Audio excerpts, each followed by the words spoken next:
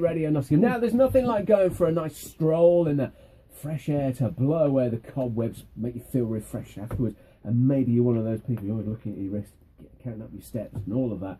Walking is good for your well-being, of course. Can lift your spirits, help you breathe better. Good exercise. Now, just because you live in the city, it doesn't mean that you can't put your trainers and your walking shoes on and get out there in the sunshine, which is going to be out this weekend for the bank holidays. You're being promised, of course. So, James Windsor is here. He started Get Fit Nottingham 2 years ago, and it's gone down a storm with membership going quickly. He's here alongside Carl, who's joined the group, and also Norman as well. You'll hear from Carl and Norman on why they joined in just a wee while. James, good to see you again. And you, Mark. Whereabouts do you walk? If we're talking about urban walking, whereabouts do you go? We do walks down by the Nottingham Canal and the Park Estate, which is the closest to town, and also a bit wider out at Wollerton Park and Attenborough Nature Reserve that you were just mentioning earlier.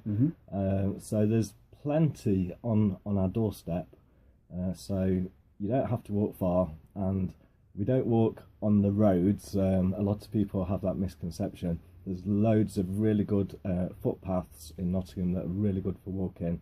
People are always commenting they've never seen this before.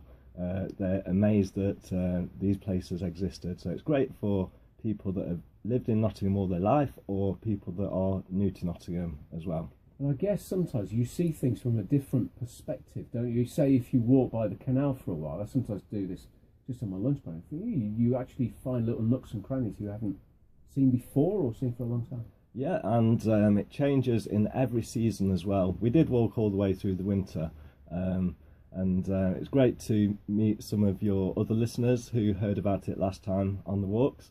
And it's really nice now. The weather's getting better and we're a lot drier, and we can see each other as well now. It's not dark at night. There's not that murk and drizzle in the way. Oh, it's you! So how many people do you generally get along on these walks? We have got over 50, sometimes 60 people. It would be great to break through the 100 barrier. And it is National Walking Month as well this month, so if people can come along, help us to break through 100, that will be fantastic. Yeah. Now, could you handle 100 though? We can, yeah. All right. Well, I'm just thinking, how does it work? Do you walk at the front with your brolly in the air, or? Well, we generally have somebody leading and somebody towards the back as well, and I kind of mingle in between and chat with everybody on the way. Yeah. And in terms of distance, because again, that can be a bit of an obstacle, I guess, in people's mind. They might think, oh, is it going to be a yumping through the city centre, whatever? What kind of distance do you tend to go? Well, most of the walks are 5 miles, so it takes about 1 hour, 45 minutes, which is good for fitness. If you want to come along and improve your health, it's a good distance to go. And we are able to accommodate people of all walking abilities. So if you're brand new, you want to get healthy again, come along. We can we generally walk at the pace of the slowest walker, but everybody has the opportunity to walk as briskly as they like, because the leader tends to go faster, but we have regular catching up points so that everybody can catch up and get the breath back before we start again. Yeah. Talking of, the good health benefits, as I mentioned, Carl is here. It's from the Meadows. Am I right in thinking you joined at least partly for health reasons? Is that right? Yes, I would say so. But on the very first thing, I saw James had it on about walking, and I thought, well, I'm retiring, so what else can I do? I didn't want to sit. You can't garden all year round, so yeah. I needed something to keep me active, in the meantime. So I went on it, and after a few sessions, I actually noticed my breathing was the first thing that I noticed, that I was breathing better when I was walking. The first time it was a bit hard, I thought, but I was determined to carry on. And then I noticed other benefits, which I put it down as health as well, because I realized the scenery that I hadn't really taken any notice of before. So I started taking my camera, and I started now, doing the photography for the group as such, and posting them, you see. Well, that's also something that keeps your mind active, and and it makes you want to look forward to going again. Yeah. And the people was also very good. They sort of blend in, and I didn't find anyone that's had any issues like having the photo taken. In fact, they liked the fact that it was being taken because it showed what they were doing. Yeah. So That's great. From there it just helped. And I remember going to the doctors for something, just to check up, and told him that, and he says, well, you need to continue that, Keep doing it. Yeah. Yeah. And so on. Yeah. Hang on there just a minute, Carl, because I'm going to ask you about your favourite walk that you've done in just a minute. So just ponder on that while I have a quick chat with Norman, who's here as well. Norman's from St. Anne's. What made you join the group? For health reasons as well. I recently had a heart attack last year, and the doctor said I need to do some exercises, so I was looking for something worthwhile.